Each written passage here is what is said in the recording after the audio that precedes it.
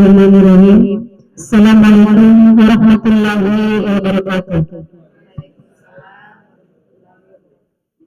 Yang saya hormati Ibu Pengawas SD Dinas Pendidikan dan Kebudayaan Kota Parepare. Yang saya hormati Bapak Ibu Kepala UPTD SD Segugus 3 Wilayah 2 Kecamatan Soreang, serta Bapak Ibu guru yang sempat hadir pada kesempatan kali ini.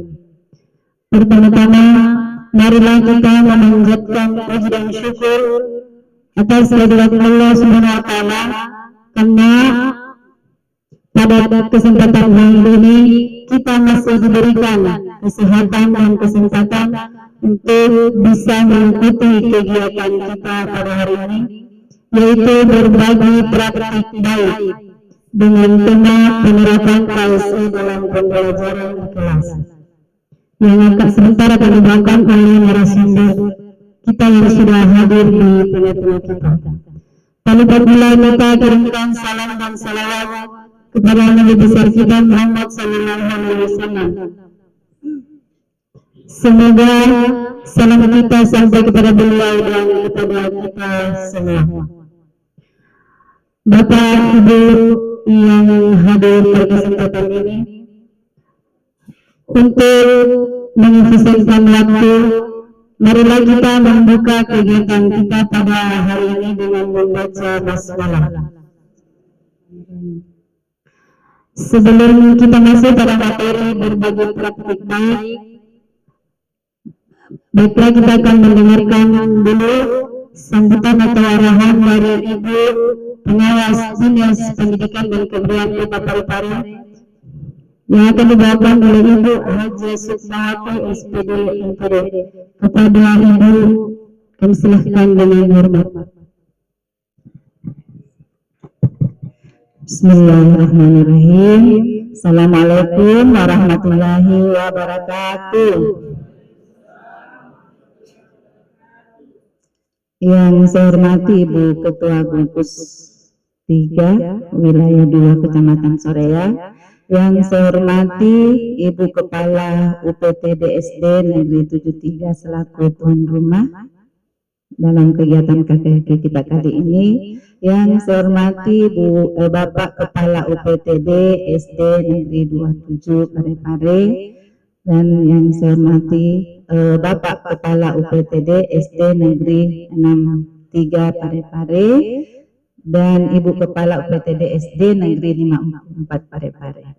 Alhamdulillah, dan yang saya banggakan Bapak dan Ibu guru hebat yang sempat hadir, kita bersama-sama kita di sini. Alhamdulillah alamin, segala puji bagi Allah atas segala rahmat dan hidayahnya kepada kita, sehingga pada siang hari ini kita sempat berkumpul lagi bersama-sama dalam rangka kegiatan melaksanakan kegiatan KKG di gugus kita, ya. Salawat dan salam kita kirimkan pada junjungan kita Nabiullah Muhammad Sallallahu Alaihi Wasallam, Nabi rahmatan lil alamin.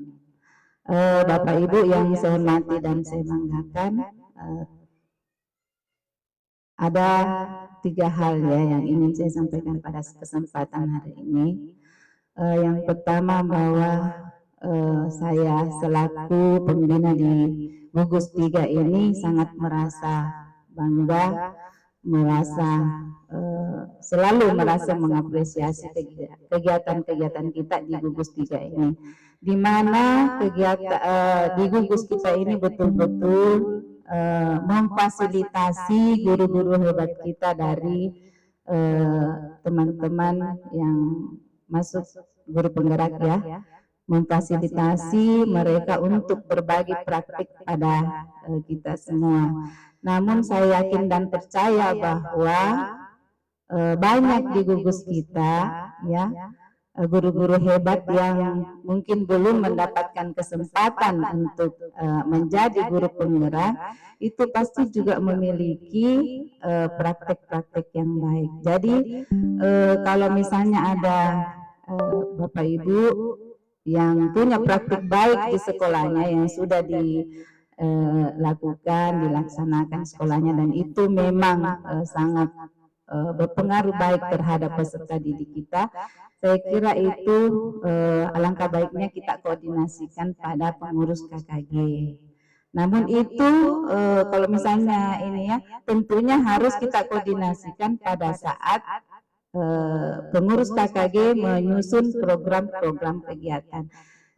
Biasanya di awal semester ya, di awal semester itu pengurus KKG saya lihat menyusun program kegiatannya, dan alhamdulillah hampir semua kegiatan yang tersusun itu dalam satu semester, alhamdulillah tercapai 100%. Ya, Bu Ketua Gugus. Iya, luar biasa gugus kita ini. Kemudian hal yang kedua, Bapak Ibu, sebagaimana sekarang ini kita tahu bahwa kita sudah memiliki sudah ada pergantian pemerintah yang baru, termasuk juga Menteri Pendidikan kita yang baru. Alangkah baiknya, bijaknya kita ketika mendengarkan sesuatu tentang perubahan-perubahan apa yang akan terjadi, itu kita jangan langsung terpengaruh dulu, karena selagi belum ada regulasi yang baru, maka pedoman kita untuk melaksanakan tugas-tugas dan kewajiban kita itu masih pada regulasi yang ada sekarang. Ya, itu. Kemudian tadi yang terakhir, karena ini masa-masa pilkada, ya, sebagai ASN Bapak Ibu, saya sangat mengharapkan, dan ini juga selalu disampaikan ke kita semua, agar kita menjaga netralitas, ya, jangan sampai kita melakukan sesuatu yang di tempat umum yang menunjukkan keberpihakan, ya, termasuk juga simbol-simbol, ya, simbol 1 sampai 4 itu jangan dulu kita gunakan untuk sekarang ini, karena itu bisa saja kalau ada yang melihat kita itu bisa saja mereka salah paham dengan itu, ya, padahal mungkin saja tujuan kita tidak ke arah sana. Jadi sekali lagi tolong kita sebagai ASN jaga netralitas, ya. Silakan nanti kalau di dalam bilik, silakan Bapak Ibu, siapapun yang kita pilih di dalam bilik itu adalah yang terbaik bagi kita, karena calon-calon sekarang itu semuanya terbaik. Jadi terserah nanti siapa yang ini itu juga, kalau sudah ada yang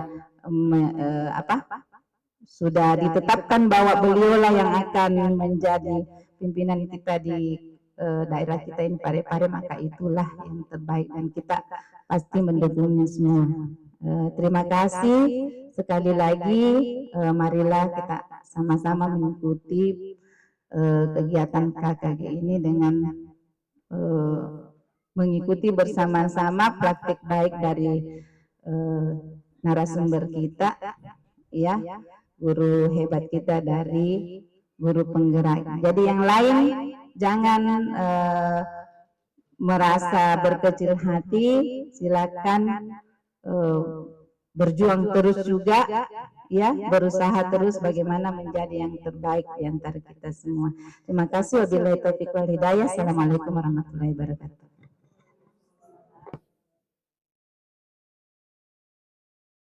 Demikianlah tadi arahan atau sambutan dari Ibu Pengawas. Mengucapkan banyak terima kasih. Selanjutnya, marilah kita mendengarkan pemaparan berbagai praktik baik dengan tema penerapan KSE dalam pembelajaran kelas yang akan dibawakan oleh Ibu Mutiawati SPD SD MPD, guru UPTD SD Negeri 72 Parepare, dan juga merupakan guru penggerak angkatan 7 Kota Parepare. Kepada Ibu kami silakan. Bismillahirrahmanirrahim. Assalamualaikum warahmatullahi wabarakatuh. Yang saya hormati Ibu Pengawas Wilayah 2 Kecamatan Soreang, yang saya hormati Ibu Ketua Gugus 3 Wilayah 2 Kecamatan Soreang, yang saya hormati Bapak Ibu Kepala Sekolah Segugus 3 Wilayah 2 Kecamatan Soreang, serta Bapak Ibu guru sekalian yang saya hormati dan banggakan. Alhamdulillah, puji syukur senantiasa kita panjatkan kehadirat Allah Subhanahu wa Ta'ala karena atas limpahan rahmat, limpahan kesehatan, kesempatan, kekuatan, sehingga kita dapat berkumpul di tempat ini melaksanakan kegiatan KKG. Salawat serta salam senantiasa kita aturkan ke Nabi Muhammad Sallallahu Alaihi Wasallam, Nabi pembawa cahaya petunjuk bagi seluruh umat manusia. Bapak Ibu sekalian, tadi sebenarnya moderator sudah memperkenalkan saya, tapi tak eloklah rasanya saya ulang kembali. Bapak Ibu sekalian, saya Bettinawati SPDSD FPD, saya guru kelas 5 di UPTD SD Negeri 73 Parepare. Saya guru penggerak angkatan 7. Nah, pada pertemuan kali ini Bapak Ibu, saya hendak berbagi praktek baik terkait keterampilan sosial emosional dalam pembelajaran. Mungkin ini tak asing lagi bagi kita. Sebenarnya guru-guru yang PPG piloting itu juga ada materi ini di dalamnya. Bapak Ibu sekalian, sebagai seorang guru, tentu kita dihadapkan pada situasi dan kondisi kesibukan. Belum lagi tugas tambahan, mungkin ADM, pengelolaan administrasi kelas. Nah, kondisi sebenarnya yang kita alami Bapak Ibu tidak jauh berbeda dengan kondisi yang dialami peserta didik kita. Peserta didik kita bisa saja mengalami kondisi yang kadang merasa bosan, jadi kita dengan lebih banyaknya aktivitas yang kita lakukan, kadang kita merasa bosan, merasa kadang apa yang kita lakukan kurang optimal karena banyaknya tugas-tugas yang kita emban. Begitu pula dengan peserta didik kita.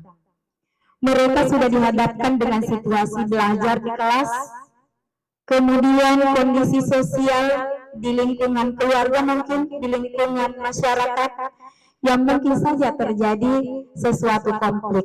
Nah, inilah yang membuat peserta didik kita pada saat berada di kelas kadang ada yang kurang aktif dalam pembelajaran, merasa bosan, jenuh, apalagi kalau metode pembelajaran yang kita lakukan monoton.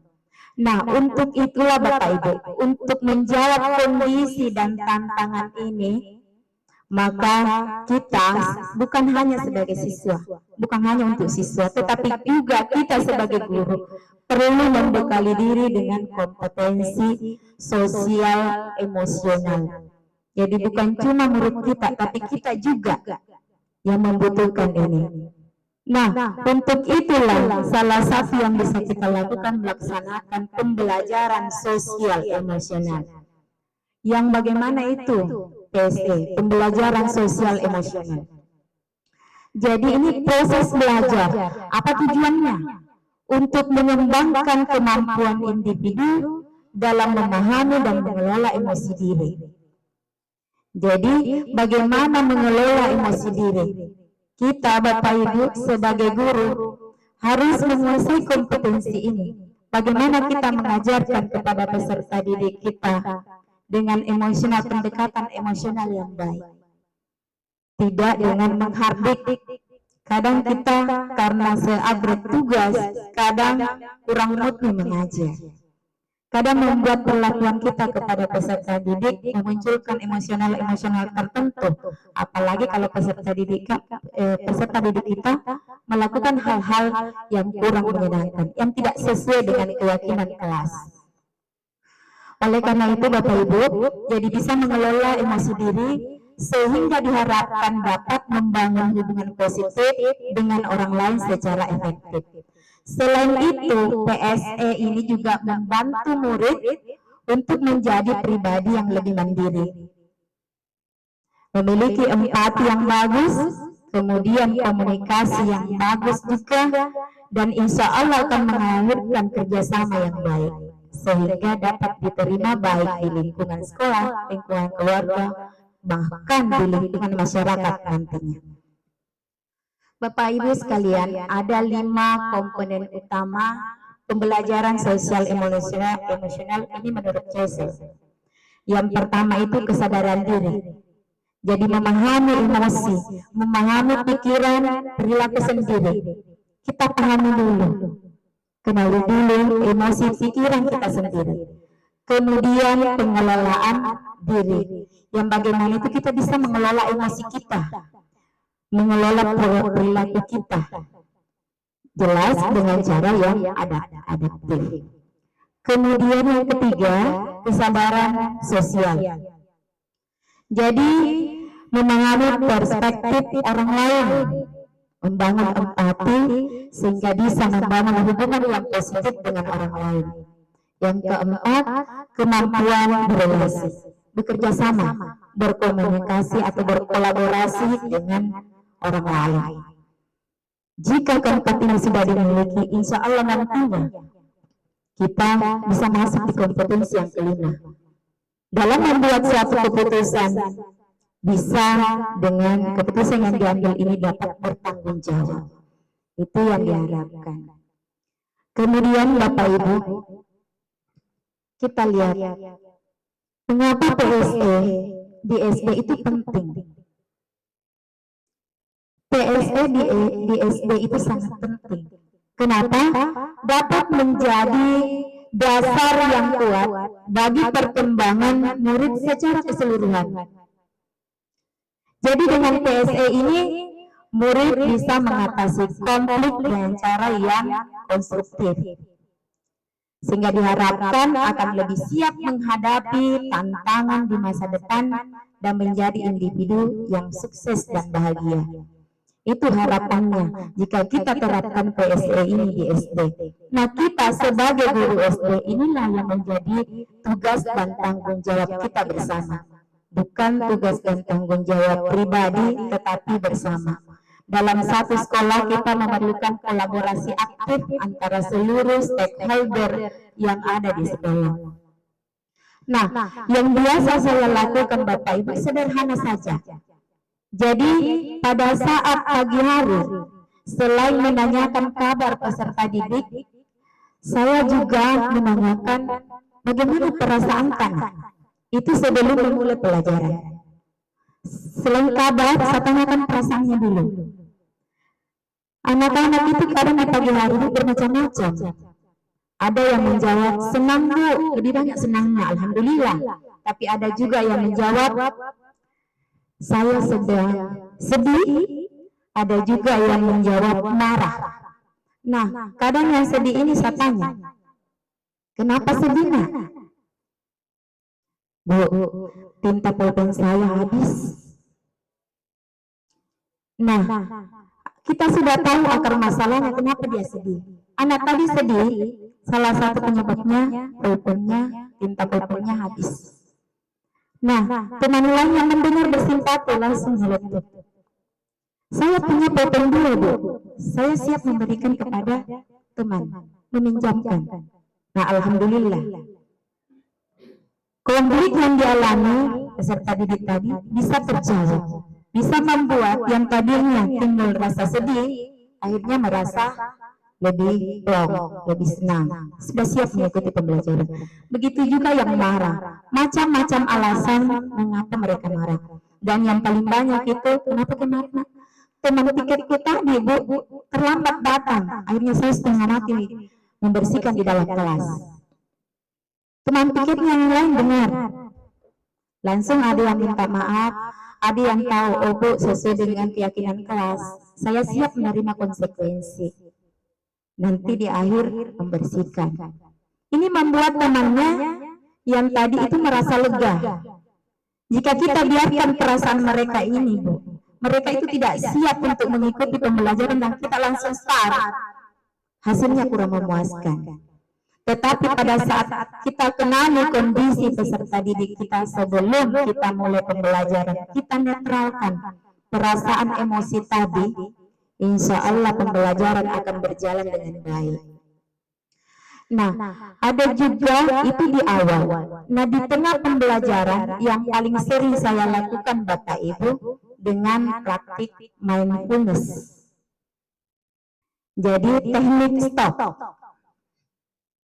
Menggunakan teknik stop. Kita lihat ada 5 huruf. Ada 4 huruf. Stop. S. S yang pertama. Stop.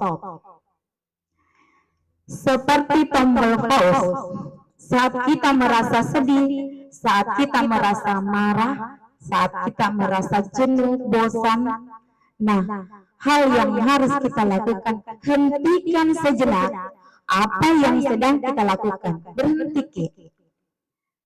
Sama halnya kalau kita melakukan sesuatu dalam kondisi yang kecapean, itu juga tidak akan mendapatkan hasil yang maksimal. Jadi stop dulu, hentikan segala aktivitasnya meskipun hanya sejenak. Kemudian yang kedua, take a breath. Jadi kita merasa emosi kita mulai tidak terkendali.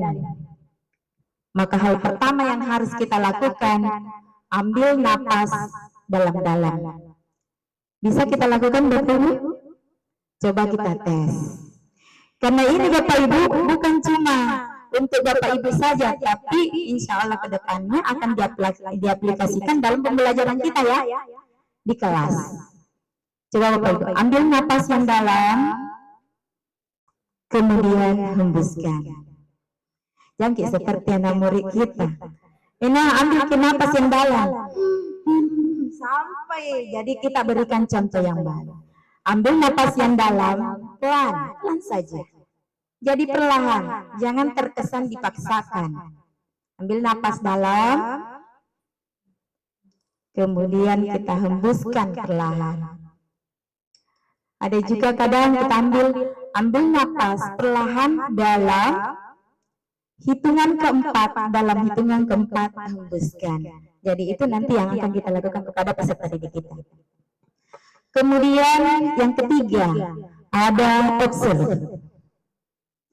Setelah mengambil napas yang dalam, coba perhatikan perasaan tak. Jadi perhatikan perasaan tak. Apakah kita merasa marah? Apakah kita sedih? Kenali perasaannya. Jadi satu yang perlu kita bisa mengenali perasaan tak. Jangan mengatakan senang tak Bu, tetapi cenderung ke mukanya. Kan tidak sesuai Bapak Ibu. Kita tidak kenali perasaan tak kalau seperti itu. Ya Pak Haidul ya? Oke. Sekarang saya lanjut yang terakhir. P. Proses. Dan bagaimana itu? Setelah kita mengenali perasaan kita, coba pikirkan hal-hal yang menyenangkan, yang membuat kita senang. Saat kita bermain teman-teman kita merasa happy, atau mungkin ada kejadian-kejadian di lingkungan keluarga yang membuat kita senang, membuat kita happy. Nah, setelah itu, setelah selesai dilaksanakan, kita lanjutkan kembali aktivitas dengan pikiran yang lebih tenang, insya Allah. Kalau kita laksanakan dengan baik. Jadi biasa kalau pikiran kita sudah tenang, insya Allah juga akan berpikir positif. Jadi kita praktekkan Bapak Ibu ya. Jadi sudah tadi Bapak Ibu kita pada saat mengambil napas, tadi Bapak Ibu sudah praktekkan sedikit. Jadi ambil napas yang dalam. Nanti itu Bapak Ibu silakan dengarkan instruksi dari saya. Jadi saya akan memandu Bapak Ibu pada saat kita melakukan mindfulness ini. Jadi kita lakukan bersama-sama Bapak Ibu. Bareng-bareng ya. Jadi nanti ada saya gunakan musik. Biasa di kelas Bapak Ibu saya variasikan. Kadang saya tidak memakai musik, kadang juga saya menggunakan musik. Jadi tergantung sikon di kelas. Dan alhamdulillah peserta didik saya menerima dengan baik. Bahkan pada saat saya katakan kita mindfulness dulu ya, mereka langsung katakan hore. Itu menandakan bahwa mereka senang dengan mindfulness ini meskipun hanya beberapa menit saja. Jadi saya akan memandu Bapak Ibu. Jadi pada saat kita mulai Bapak Ibu, pada saat nanti Bapak Ibu mendengarkan musik, jadi kita mulai. Saya pandu dulu. Mari Bapak Ibu kita stop sejenak dari kegiatan apapun yang kita lakukan. Jadi yang pegang HP, mari simpan HP tak dulu di atas meja. Kita rehat sejenak, yang mungkin ada sedikit bisik-bisik dengan teman di sebelah, kita hentikan dulu bisik-bisiknya. Kita mindfulness bersama dengan teknik stop tadi. Mari kita istirahatkan sejenak fisik dan mental selama kurang lebih 3 menit saja Bapak Ibu. Silakan ikuti instruksi dari saya. Kita mulai Bapak Ibu. Sebelum mulai, silakan Bapak Ibu duduk senyaman mungkin. Bapak Ibu bisa bergeser posisi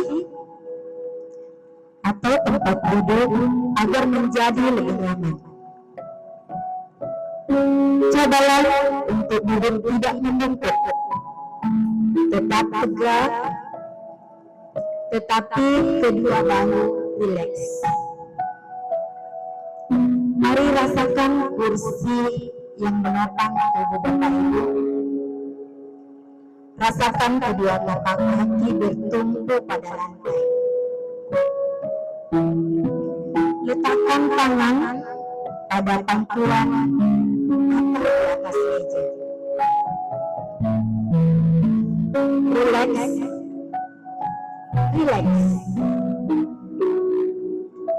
Kemudian silakan pejamkan mata jika merasa nyaman, atau cukup arahkan pandangan ke bawah.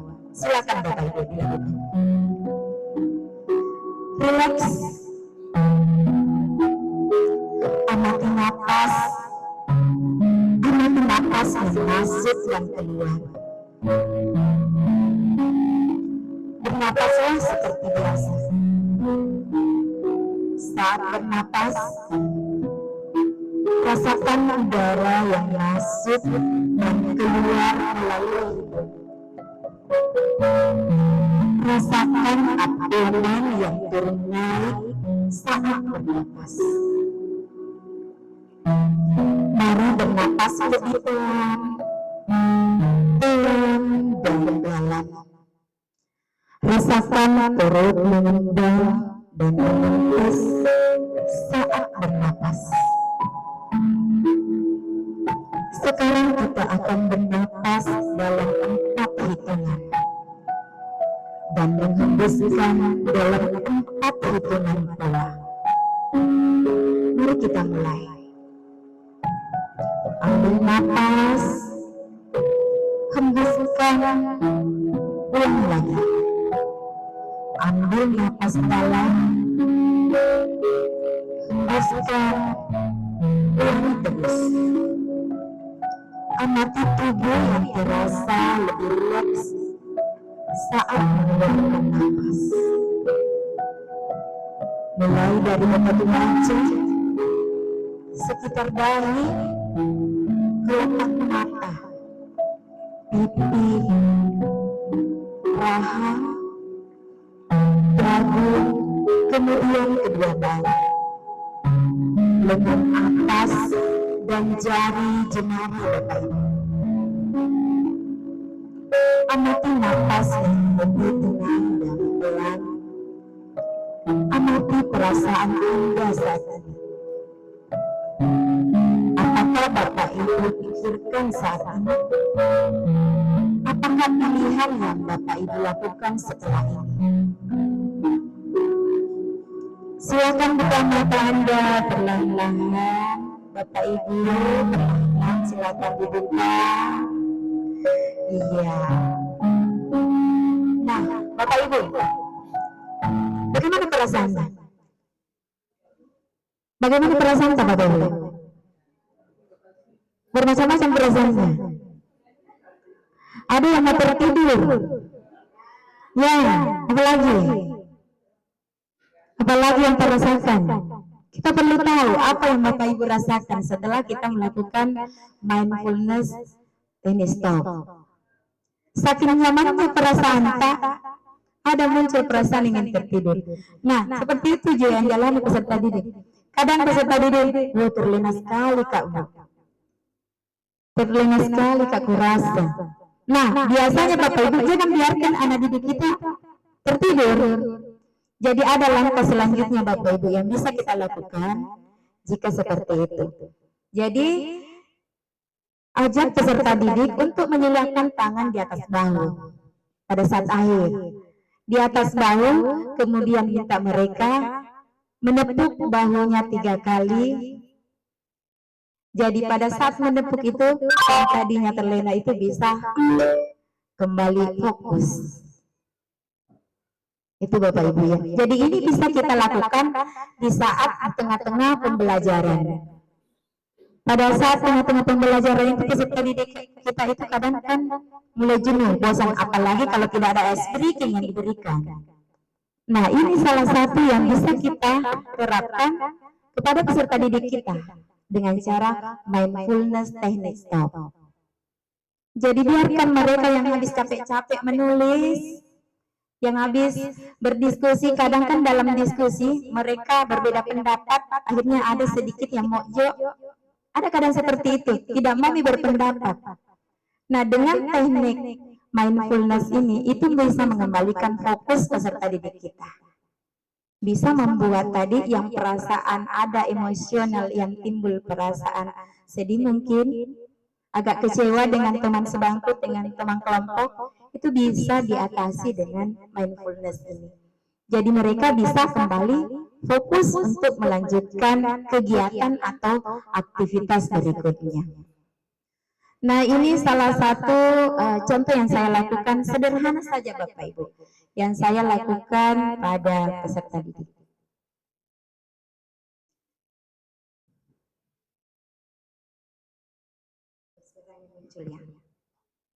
Jadi ini sementara belajar matematika, saya ajak mereka mindfulness dulu.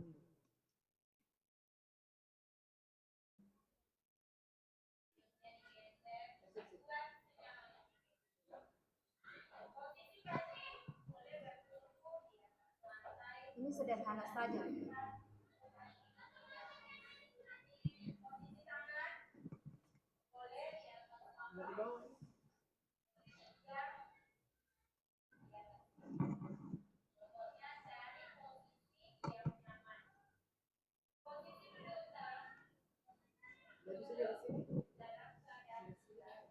Bisa dilihat Bapak Ibu ya?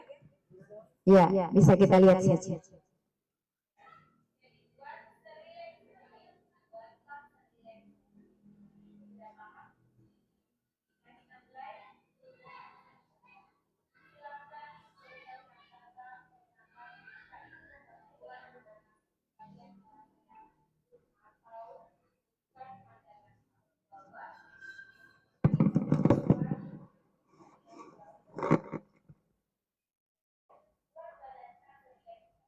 Jadi buat serileks mungkin, buatlah serileks mungkin. Sudah paham? Bisa kita mulai? Silakan pegang mata tak perlahan jika itu membuat anak-anakku sekalian merasa nyaman. Atau tundukkan pandangan tak ke bawah jika itu membuat anak-anakku sekalian jauh lebih nyaman.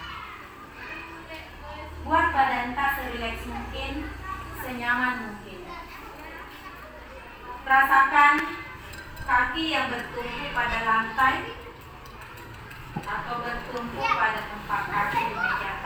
Rasakan segala kita gunakan lepaskan jadikan lebih rileks. Tangan kita yang pakai menulis seharian, buat semua wilayahnya jadikan lebih rileks.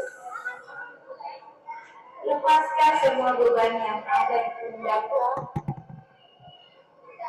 Buat pundaknya senyaman, buat relax.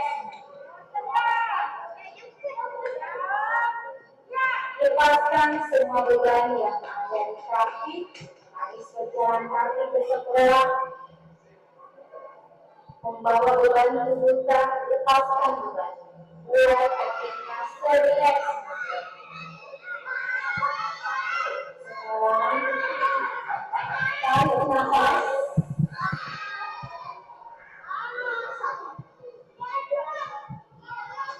Tarik nafas. Tahan di 4 bulan. Dan lepaskan. Sekali lagi. Tarik nafas pelan, lebih panjang dan dalam. Hembuskan pelan. Sekarang kalian bisa membuka mata pelan-pelan. Gimana perasaannya? Yang lain yang nyaman? Lebih tenang? Bagaimana? Berasa lebih tenang? Lebih rileks? Bagaimana nyaman setelah kalian menantikan seharian? Lebih nyaman ya? Senang kita melakukan mindfulness? Berikutnya, silakan lanjutkan kembali aktivitas. Itu Bapak Ibu sederhana saja yang saya lakukan di kelas. Jadi setelah kita melakukan mindfulness ini, kita refleksi kembali perasaan anak-anak didik kita. Disitulah saya mengetahui, oh ternyata banyak manfaatnya. Bukan hanya dalam pembelajaran Bapak Ibu, kadang jika saya menyelesaikan konflik, peserta didik membantu peserta didik menyelesaikan konflik mereka. Kadang kalau sementara menggebu-gebunya itu Bapak Ibu, itu kadang anak mengepalkan tangan pada saat emosi. Dia mengepalkan tangan, maka saya panggillah, duduk ya dulu nak. Duduk, coba tarik nafas nak yang dalam, hembuskan. Jadi bukan cuma dalam pembelajarannya saja pada saat belajar, tetapi pada saat mereka memiliki konflik, saya membantu mereka menemukan solusi dengan cara ini juga. Dan ternyata hasilnya mereka itu lebih berpikir jernih dibandingkan pada saat marah-marahnya, emosi-emosinya kita tanya juga, kenapa memang nih, kenapa ke? Tetapi pada saat kita duduk, kita suruh peserta didik kita duduk, kemudian kita tanyakan, hembuskan napas dulu, kasih tenang, kemudian kita tanyakan. Kadang langsung mereka bilang, Bu, maaf Bu, salah memang Kak tadi. Belum itu diintegrasi lebih jauh, tapi dia sudah sadar. Dia sudah sadar akan konsekuensi dari apa yang dia lakukan. Nah, disinilah tadi yang mengatakan bisa mengambil keputusan yang bertanggung jawab.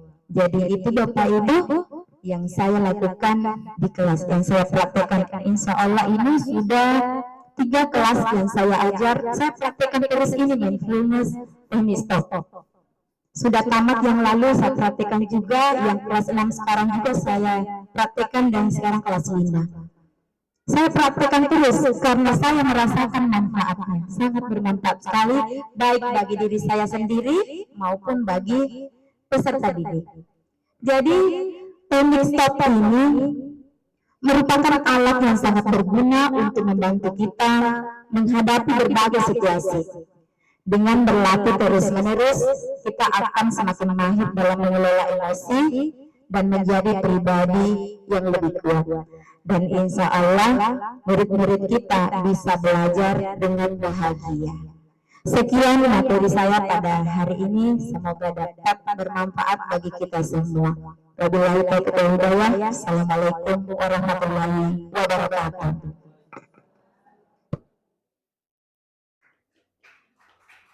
Kita beri aplaus dulu untuk narasumber kita pada hari ini. Sesi selanjutnya adalah tanya jawab. Mungkin ada dari Bapak Ibu yang ingin bertanya, kami persilahkan.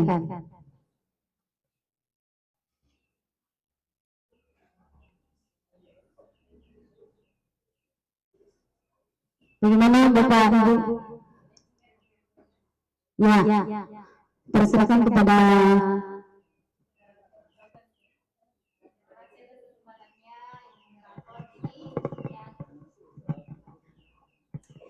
terima kasih atas kesempatannya Ibu Moderator. Alhamdulillah materi hari ini sangat menarik ya. Jadi bagaimana kita diajarkan sebagai seorang guru untuk menerapkan hal-hal yang di luar pembelajaran.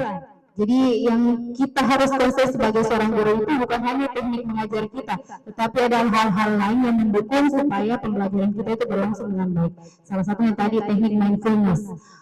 Yang saya ingin tanyakan, bagaimana dan dari mana Ibu mendapatkan kalimat-kalimat yang bisa menyentuh hati dan membuka pikiran peserta didik Ibu selama ini? Ataukah kalau misalnya mungkin ya, kalau kita lakukan itu mungkin beberapa kali dalam pertemuan, mungkin nanti sudah tahu nih kata-katanya, bahasa pasti nanti bilang Ibu, pasti bilangi rasakan kaki Anda. Jadi menghafal anak, jangan sampai justru itu malah membuat anak tertawa dalam hati. Jadi kira-kira tips untuk mendapatkan kata-kata yang bisa menyentuh dan membuka pikiran anak itu seperti apa dari Ibu? Terima kasih. Iya, pertanyaan yang sangat luar biasa. Terima kasih Bu Widya. Jadi betul sekali. Jadi ini mindfulness technique stop. Ini pertama sekali saya dapatkan pada saat saya mengikuti guru penggerak. Itu pertama sekali saya dapatkan pada saat mengikuti guru penggerak. Jadi memang teknik stop kan tadi ada tahapan-tahapannya, mulai S sampai F. Jadi ada berhenti sejenak. Ini kata-katanya silakan modifikasi Bapak Ibu. Yang jelas inti yang ada berhenti sejenak dulu. Satu.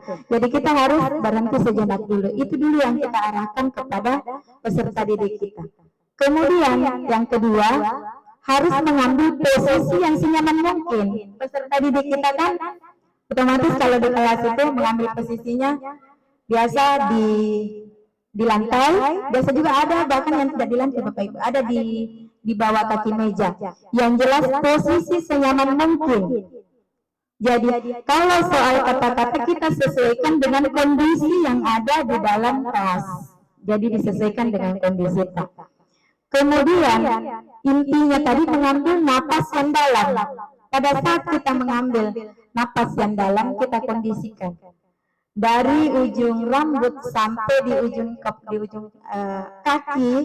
Itu kita bahasakan bagaimana peserta didik kita bisa nyaman senyaman-nyamannya, bisa lebih rileks, bisa melepaskan beban-beban yang ada di dalam tubuhnya.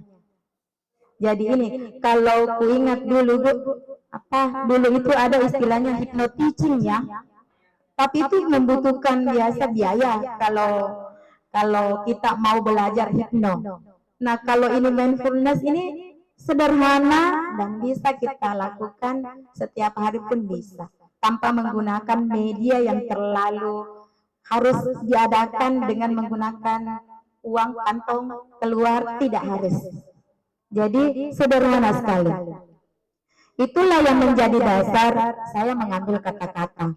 Meskipun tidak dipungkiri Bapak Ibu ya, namanya kondisi kelas, itu pasti ada kata-kata yang mungkin terulang pada saat kita mindfulness kemarin dengan mindfulness hari ini. Nah pada saat saya ikut guru penggerak juga, itu diajarkan bagaimana mengarahkan peserta didik, atau bisa bahkan guru-guru, bukan cuma peserta didik sebenarnya, guru-guru pun bisa kita arahkan untuk melakukan mindfulness. Jadi seperti itu Bapak Ibu. Ada teks, jadi Bapak Ibu kalau mau aplikasikan di sekolah kalau tak suka kata-kataku yang tadi bisa ku-sharekan. Atau misalnya ini sebenarnya juga saya ATM, amati tiru modifikasi. Jadi yang sudah ada, yang dicontohkan oleh instruktur saya, kemudian saya ambil sebagai bahan saya. Meskipun dalam kelas itu kadang berbeda-beda nih Bapak Ibu, saya sesuaikan. Bagaimana peserta didik saya kan daerah sini rata-rata mereka jalan kaki ke sekolah, jadi saya ambillah itu beban, habis berjalan kaki, habis berlarian.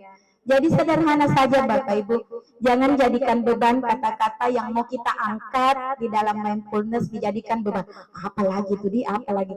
Jadi apa saja yang keluar itulah. Jadi seperti itu. Terima kasih.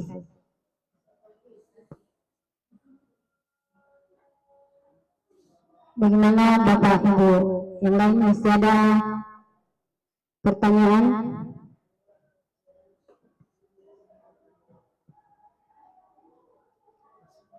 Kalau sudah tidak ada lagi, baiklah, ada beberapa catatan yang saya tulis atau kesimpulan dari materi kita pada kegiatan kali ini, bahwa di dalam pembelajaran di kelas, apalagi kita guru SD, itu sangat penting pembelajaran atau penerapan keterampilan sosial emosional.